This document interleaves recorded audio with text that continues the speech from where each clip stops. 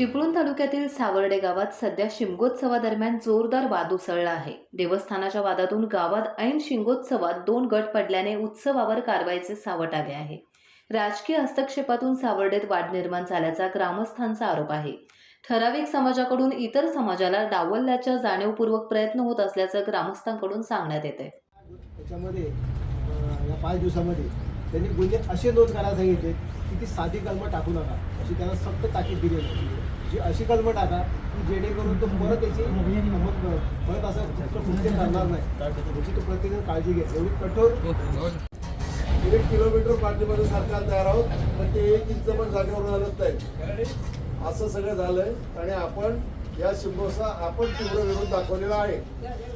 सावर्डे गावचा शिमगा हा पारंपरिक पद्धतीने सर्व जाती धर्मांना मिळून हा साजरा होत असतो, परंतु गेली 2017 पासून आम्हाला सर्व चव्हाण मंडळी सोडून सर्व रयतेला दुय्यम वागणूक दिली जाते, त्यांना कुठं समाविष्ट करून घेतला जात नाही। म्हणून वारंवार प्रयत्न करून एकत्रित शिमगा साजरा करण्याकरिता चव्हाण मंडळींसाठी विनवण्या केल्या, बैठक केल्या, तरीसुद्धा कोणत्याही प्रकारचा त्यामध्ये तडजोड होऊ शकली नाही। त्यामुळं नाईलाजास्तव सर्व जनतेच्या मार्फत यंदा शिमग्याच्या बंदीवर आम्हाला नाईलाजास्तव हे हत्यार उपसावं लागलं आहे। सावर्डे गावचं ग्रामदैवत हे संपूर्ण गावाचं आहे आणि ते संपूर्ण गावाचं असताना 95% लोक ही गावाकडे आहेत आणि 5% लोक फक्त एका बाजूला आहेत, म्हणजे ज्यांनी ट्रस्ट निर्माण केला आहे त्यांच्याकडे आहे।